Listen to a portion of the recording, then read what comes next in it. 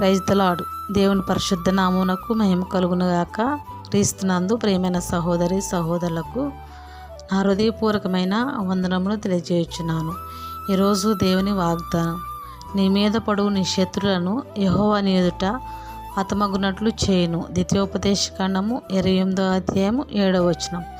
ప్రియమైన సహోదరి సహోదరులారా, అలనాడు ఇశ్రాయేలు ప్రజలు అరణ్యంలో ప్రయాణం చేస్తున్నప్పుడు వారి శత్రులైన ఐగుప్తీయులు అనగా ఫరో సైన్యము వారి మీదకి రావడం చూసి వారెంతో భయపడిపోయారు. అప్పుడు మోషే, భయపడకండి, యెహోవా మీ పక్షంన ఉన్నాడు, మీరు ఊరకనే నిలిచి ఉండవాలని వారితో చెప్పెను. అలాగే యెహోషాపాతు మీదకి మోయాబీలు, అమ్మోనీలు, మోయోనీలు దండెత్తి వచ్చినప్పుడు యెహోషాపాతు కూడా భయపడ్డాడు. కానీ దేవుడు యెహోషాపాతును ధైర్యపరుస్తూ, ఈ గొప్ప సైన్యమునకు మీరు భయపడవద్దు, జడియవద్దు, ఈ యుద్ధము మీరు కాదు, దేవుడే జరిగించును కనుక భయపడవద్దని చెప్పాను. ఈరోజు వాగ్దానం వింటున్న సహోదరి సహోదరుడా, నీవే విషయంలో భయపడుతున్నావు? నీకున్న శత్రువులను బట్ట, నీకున్న సమస్యలను బట్ట, లేదా నీకున్న ఆటంకములు బట్ట ఏ విషయంలో భయపడుతున్నావు?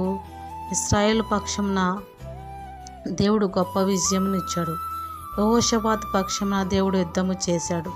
ఈ రోజున నీ పక్షంన కూడా దేవుడు యుద్ధం చేస్తాడు. భయపడొద్దు, ధైర్యంగా ఉండు. ఈరోజు ఈ వాగ్దానము దేవుడు మన పట్ల నెరవేర్చునుగాక. ఆమేన్, ఆమేన్.